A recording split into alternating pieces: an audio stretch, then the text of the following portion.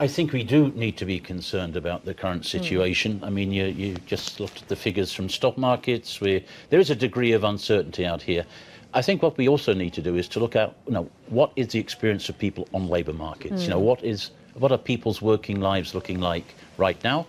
And what can they reasonably expect their working lives to look like in the next couple of years? And there, I would say the defining characteristic is real uncertainty. I think we're at a moment of extraordinary change. We talk about technology in particular, and I think this breeds a certain disorientation in people's thinking. I think that affects our politics as well. And perhaps a bit of anxiety, too, over what happens to wages. I mean, that's something we've been talking about. I know various studies have shown great employment figures as the economy strengthened, especially up until now, yet wage growth hasn't been exactly where the economists want it to be. What do you think is behind that? Look, wages are not following either the tightening of labour markets, and they're certainly not following productivity growth, and that's been the case for not a matter of years, a matter of decades, actually. So people don't actually feel, even if unemployment figures are looking better, I don't think they really feel the improvement in their pay packet and therefore, in their living standards. What's behind it? Well, I think you just have to look at the mechanisms that we traditionally use to fix wages. And the answer is, I think, that those institutions, bargaining institutions, collective representation, are not as effective as they used to be. And people are working in new settings.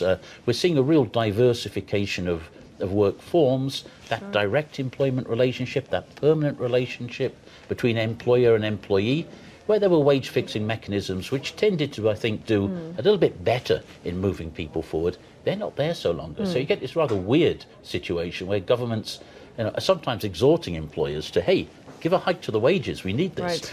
But it doesn't happen in the mechanisms. And you can't separate this problem, if you will, from what's going on in the greater conversation here about populism, broader frustration, with feeling that perhaps you won't be better off than the generation that went before you. So what's the solution then, Guy?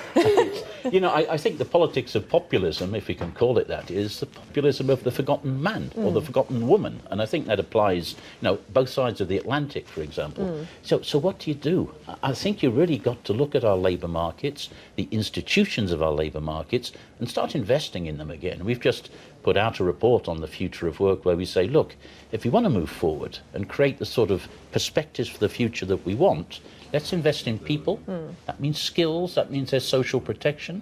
Let's invest in the institutions of the labour market. All of these mechanisms we've developed for a very long time to make sure that the benefits of growth are shared out at a reasonable basis of fairness, and then invest in the jobs of the future and where they're coming from. And that's also a big question.